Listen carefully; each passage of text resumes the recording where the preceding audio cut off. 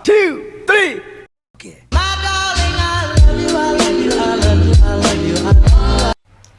Assalamualaikum warahmatullahi wabarakatuh. Perkenalkan, nama saya Fatima Azahra dengan NIM 28920500031. Saya dari Fakultas Ekonomi Bisnis Prodi Manajemen semester 5. Video ini saya buat untuk memenuhi ujian tengah semester saya dengan mata kuliah budgeting oleh dosen pengampu Ibu Merintan Berliana Simbolon SEAKCA MAK. Di sini saya akan menjelaskan mengenai materi anggaran produksi dan contoh soal dari anggaran tersebut. Pengertian anggaran atau budget. Menurut R.A. Supriyono, anggaran ini adalah suatu rencana terinci yang dinyatakan secara formal dalam ukuran kuantitatif. Biasanya dinyatakan dalam satuan ruang. Untuk perolehan dan penggunaan sumber-sumber suatu organisasi ini dalam jangka waktu tertentu biasanya 1 tahun. Dan menurut Navarin, anggaran ini adalah suatu rencana kuantitatif atau satuan jumlah periodik anggaran yang disusun berdasarkan program yang telah disahkan. Anggaran merupakan rencana tertulis mengenai kegiatan suatu organisasi yang dinyatakan secara kuantitatif untuk jangka waktu tertentu dan umumnya dinyatakan dalam satuan uang. Tetapi dapat juga dinyatakan dalam satuan barang atau jasa. Anggaran merupakan alat manajemen dalam mencapai tujuan. Jadi, anggaran bukan tujuan untuk tidak dapat menggantikan manajemen. Tujuan anggaran. Yang pertama, digunakan sebagai landasan yuridis formal dalam memilih sumber dan investasi dana. Yang kedua, mengadakan pembatasan jumlah dana yang dicari dan digunakan. Yang ketiga, merinci jenis sumber dana yang dicari maupun jenis investasi, sehingga dapat mempermudah pengawasan. Yang keempat, merasionalkan sumber dan investasi dana agar dapat mencapai hasil maksimal. Yang kelima, menyempurnakan rencana yang telah disusun karena dengan anggaran ini menjadi lebih jelas dan nyata terlihat. Yang keenam, menampung dan menganalisis serta memutuskan setiap usulan yang berkaitan dengan keuangan. Manfaat anggaran. Yang pertama, anggaran ini merupakan hasil dari proses perencanaan. Berarti anggaran mewakili kesepakatan negosiasi di antara partisipan yang dominan dalam suatu organisasi mengenai tujuan kegiatan di masa yang akan datang atau mengarah pada tujuan bersama. Anggaran merupakan gambaran tentang prioritas alokasi sumber daya yang dimiliki karena dapat bertindak sebagai blueprint atau aktivitas perusahaan. Yang ketiga, anggaran merupakan alat komunikasi internal yang menghubungkan departemen divisi yang satu dengan departemen divisi lainnya dalam organisasi maupun dengan manajemen puncak. Yang keempat, anggaran menyediakan informasi tentang hasil kegiatan yang sesungguhnya dibandingkan dengan standar yang telah ditetapkan. Yang kelima, anggaran sebagai alat pengendalian yang mengarah manajemen untuk menentukan bagian organisasi yang kuat dan lemah.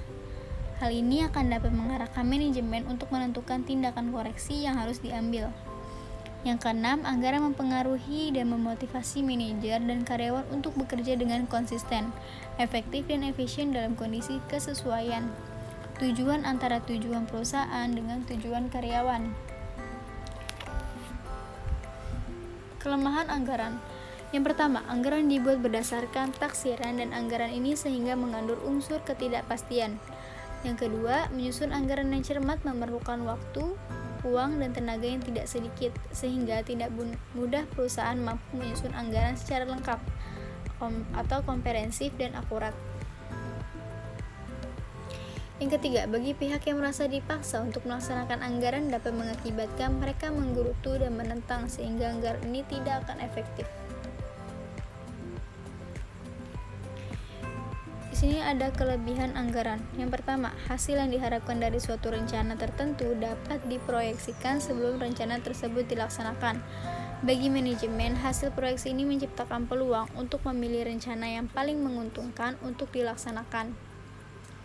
Yang kedua, dalam menyusun anggaran, diperlukan analisis yang sangat teliti terhadap setiap tindakan yang dilakukan. Analisis ini sangat bermanfaat bagi manajemen sekalipun ada pilihan untuk tidak melanjutkan keputusan tersebut. Yang ketiga, anggaran merupakan penilaian untuk kerja sehingga dapat dijadikan patokan untuk menilai baik buruknya suatu hasil yang diperoleh. Fungsi anggaran. Yang pertama, fungsi perencanaan. Anggaran merupakan alat perencanaan secara tertulis yang menuntut pemikiran secara teliti dan memberikan gambaran yang lebih rinci dalam unit dan uang. Anggaran sebagai alat perencanaan juga harus memperhatikan kaitan anggaran yang satu dengan anggaran yang lainnya.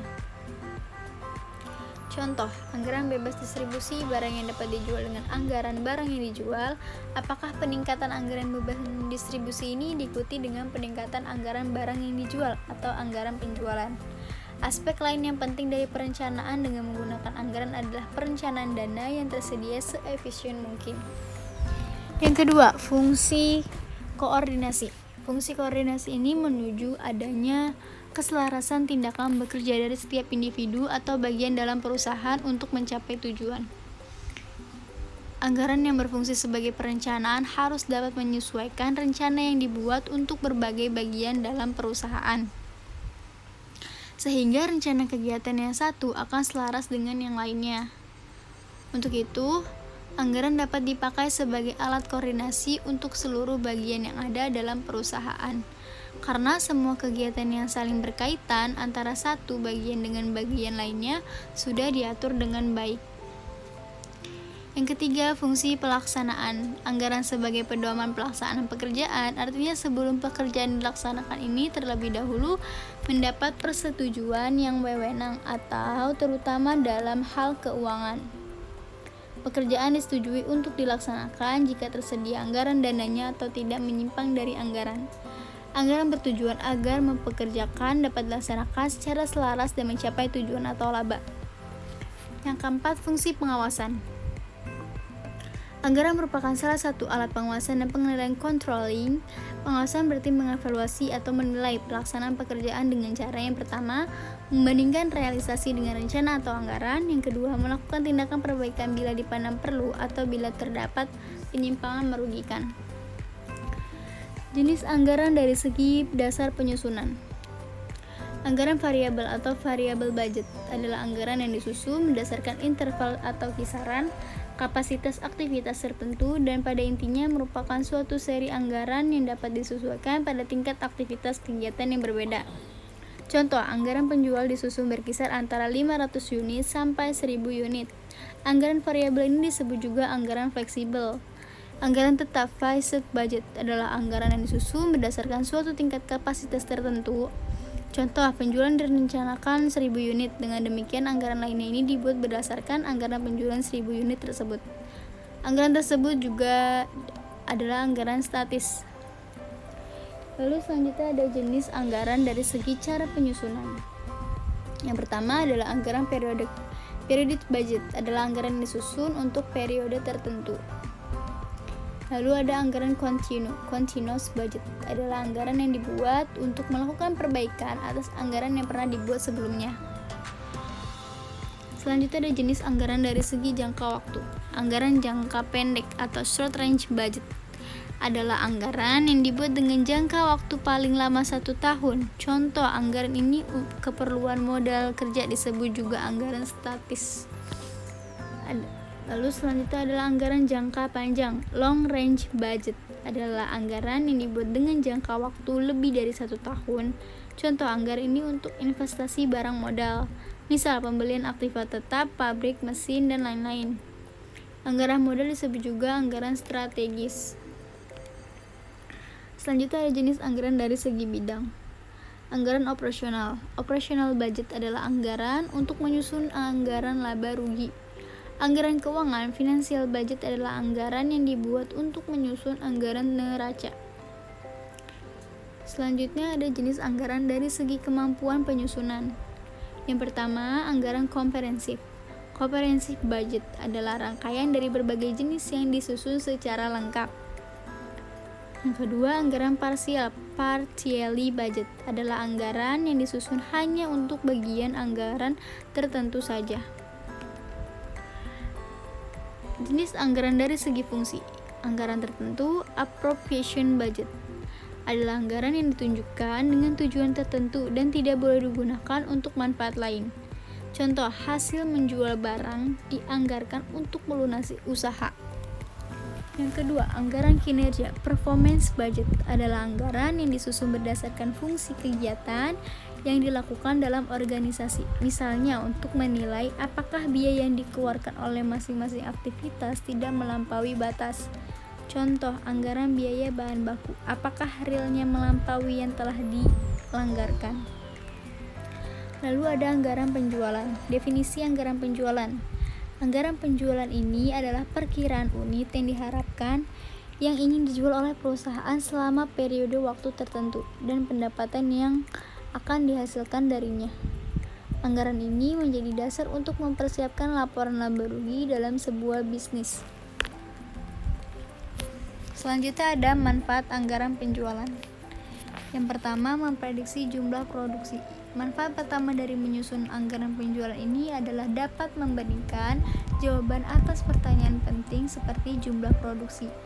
Selain itu, anggaran ini juga menetapkan target bagi karyawan untuk menjual dan menghasilkan pendapatan. Yang kedua, estimasi biaya, overhead, dan penyusunan anggaran. Anggaran penjualan ini juga berguna dalam membantu memperkirakan biaya overhead yang terkait dengan administrasi dan penjualan. Biaya tersebut ini tidak termasuk biaya produksi dan harus dianggarkan dengan benar. Yang ketiga, estimasi arus kas. Sales budget juga bermanfaat untuk membantu manajemen memastikan total pendapatan yang diharapkan dari aktivitas penjualan selama periode anggaran. Dengan begitu, manajemen bisa terbantu dalam mengawasi posisi likuiditas perusahaan. Yang keempat, ukuran kontrol. Sangat penting untuk mengukur kinerja tim penjualan dan angka penjualan adalah pilar di mana semua divisi lain bergantung. Manajemen dapat terus memeriksa angka penjualan aktual dari angka yang dianggarkan. Penyusunan anggaran penjualan terdapat 7 langkah dasar untuk mempersiapkan atau membuat anggaran penjualan, yaitu adalah sebagai berikut. Yang pertama, pilih periode yang tepat. Pertama, Anda harus memutuskan periode penganggaran. Jangka waktu ini biasanya bulanan, triwulan, atau tahunan. Jika produk Anda konsisten sepanjang tahun, maka anggaran bulanan ini bisa jadi periode terbaik yang bisa Anda pilih. Akan tetapi, jika produk Anda berubah-ubah tergantung musim, maka anggaran triwulan mungkin akan lebih cocok. Yang kedua, cek persediaan dan harga barang. Untuk memprediksi penjualan di masa depan, Anda perlu mengetahui tentang ketersediaan produk dan harganya apakah yang akan berubah atau tidak. Pastikan juga apakah Anda akan mendapatkan produk baru atau tidak. Pertimbangan-pertimbangan inilah yang akan membantu Anda memprediksi penjualan yang diharapkan dan lebih akurat. Yang ketiga, periksa data penjualan Anda di periode sebelumnya. Dalam membuat anggaran penjualan, meninjau data dari periode sebelumnya yang cocok dengan periode sales budget Anda saat ini. Katakanlah Anda menyusun sales budget untuk periode saat ini, dan 2 periode sebelumnya menunjukkan peningkatan kurang dari 2%. Nah, lebih realistis sebaiknya Anda tidak memprediksi peningkatan penjualan terlalu jauh, contohnya 10% untuk periode mendatang. Yang keempat, bandingkan data Anda dengan industri saat ini. Penting untuk menyelaraskan data sales budget Anda dengan pasar dan persaingan saat ini. Dengan membandingkan data penjualan dengan data perusahaan serupa lainnya, Anda dapat memperoleh perspektif tentang penyesuaian tujuan penjualan Anda. Yang kelima, konsultasikan dengan tim penjualan dan pelanggan Anda. Supaya memperoleh feedback yang baik, untuk menginformasikan sales budget, Anda baiknya konsultasikan dengan ini atau dengan tim penjualan dan pelanggan Anda, sehingga mereka dapat memberitahu Anda lebih banyak tentang harapan, kekecewaan, dan keinginan pembeli. Yang keenam, menilai tren pasar saat ini. Sulit untuk mengendalikan pasar agar sesuai dengan bisnis Anda, karena pandemi begitu berdampak pada bisnis. Sales budget 2001 dan 2022 perlu mempertimbangkan faktor tambahan. Contoh, biaya yang mungkin Anda perlukan untuk pengiriman jika pembeliannya di toko tetap rendah. Yang ketujuh, buat anggaran penjualan. Setelah mempertimbangkan dan menyelesaikan semua langkah di atas, kita juga bisa membuat anggaran penjualan. Metode yang biasa digunakan ini menyusun anggaran penjualan adalah dengan mengikuti perencanaan bottom up. Teknik perencanaan ini menyeratkan bahwa setiap kepala divisi akan bertanggung jawab untuk menyediakan angka penjualan masa depan dan prediksi pendapatan yang diharapkan.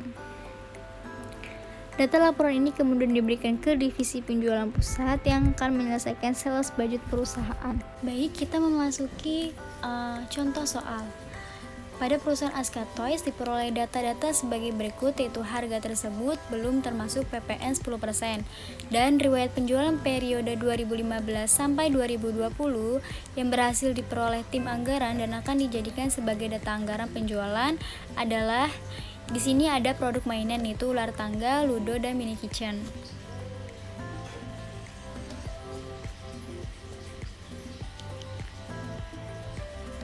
Lalu selanjutnya di sini ada biaya penjualan tahun 2015 sampai 2020. Untuk 2015 yaitu ada 800 unit dan 2016 yaitu ada 250 unit, 2017 ada 150 unit, tahun 2018 ada 250 unit, 2019 ada 700 unit, dan 2020 ada 900 unit.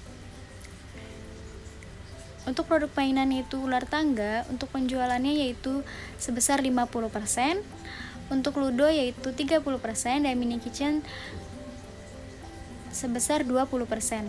Lalu di sini ada penjualan berdasarkan evaluasi tim terhadap pola penjualan yang terjadi selama ini. Produk-produk yang terjual selalu mengikuti pola musiman dan penjualan tertinggi diperoleh pada bulan Juli sampai dengan Oktober. Berdasarkan data tersebut, tim telah menyusun pola penjualan bulanan yang akan dijadikan dasar dalam menyusun anggaran penjualan. Lalu di sini ada bulan Januari sampai Desember dan ada penjualan per bulan tahun 2020. Lalu ada penjualan dan PPN 10%. Di sini kita diminta untuk hitunglah penjualan toy selama 2015 sampai 2020 dan buatlah hasil perhitungan penjualan per bulan untuk tahun 2020. Oke, selanjutnya di sini kita akan mencari total penjualan dari 2015 sampai dengan 2020. Baik, di sini kita sudah menemukan informasi dari presentasi penjualan dan harga mainannya. Baik, di tahun 2015 penjualan per tahun 800, 2016 250, 17 150, 2018 250, 2019 700 dan di 2020 900. Pertama, kita di sini akan mencari kuantiti permainan di per tahunnya. Yang pertama di sini ada ular tangga 50%. Jadi untuk 50%-nya kita kalikan dengan penjualan per tahunnya. Lalu untuk yang ludonya sama, kita kalikan persentase dengan penjualan per tahunnya. Dilanjut untuk yang mini kitchen juga sama, 20% dikalikan dengan penjualan per tahunnya. Karena untuk saat ini kita menggunakan Excel, jadi bisa saja langsung kita tarik dan terlihat semua hasil persentase penjualan per tahun. Dilanjut, kita di sini akan mencari dalam bentuk uangnya. Caranya di sini kita kalikan harga mainannya dengan harga kuantitasnya.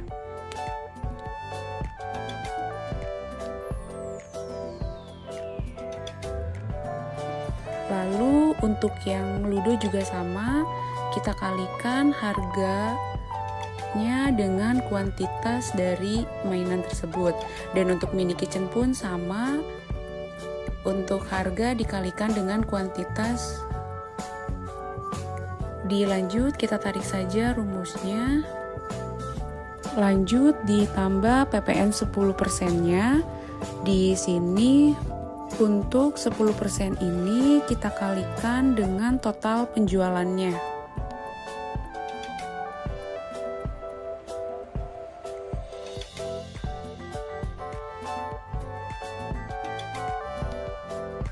Di enter. Dan untuk ke bawahnya kita tarik saja rumusnya.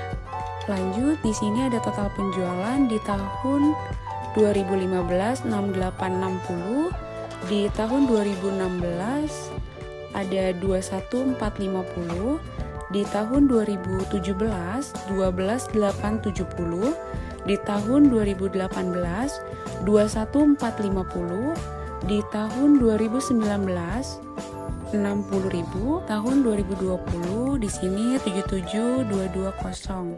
Dilanjut, di sini ditemukan total penjualan dari 2015 sampai dengan 2020 yaitu 261690.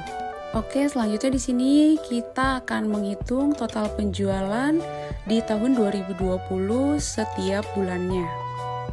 Oke, untuk di tahun 2020 total penjualannya sebesar 900 unit. Oke, yang pertama di sini kita akan mencari kuantiti penjualannya di setiap bulannya. Karena tadi total penjualan 900, di sini kita kalikan dengan persentasenya. Di sini kita bisa langsung saja tarik rumusnya. Lalu langkah selanjutnya di sini kita membutuhkan kuantiti di permainan. Langsung saja di sini kita kalikan presentasi permainannya dikalikan dengan penjualan per bulannya. Untuk Ludo pun sama, presentase dikalikan dengan kuantitinya. Lalu untuk yang mini kitchen, presentase dikalikan dengan kuantitinya. Lalu di sini kita bisa langsung tarik saja rumusnya ke bawah. Lalu langsung saja di sini kita mencari penjualan dari uang. Di sini langsung saja harga mainan kita kalikan dengan total mainan. Lalu untuk Ludo pun sama, harga kita kalikan dengan kuantitasnya. Dan untuk mini kitchen pun sama, harga dikalikan dengan kuantitasnya. Nah, langsung di sini kita bisa langsung tarik rumusnya ke bawah. Jika saat ini kita menggunakan Excel, itu akan lebih mudah dalam menghitung penjualan. Lalu di sini kita akan mencari PPN-nya.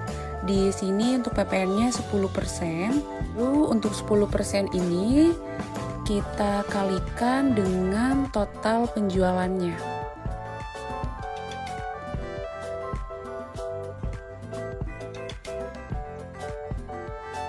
Di sini kita bisa langsung tarik saja untuk rumusnya ke bawah. Dilanjut kita di sini akan mencari total penjualan per bulannya. Lalu di sini kita sama saja, dan di sini dari penjualan ular tangga, Ludo, dan mini kitchen dan PPN 10%. Nah, dari sini langsung saja kita tarik rumusnya. Lalu di sini kita akan mencari total penjualan dari bulan Januari sampai bulan Desember tahun 2020. Di sini kita menggunakan rumus SUM. Dari Januari sampai Desember kita tarik datanya dan untuk hasilnya.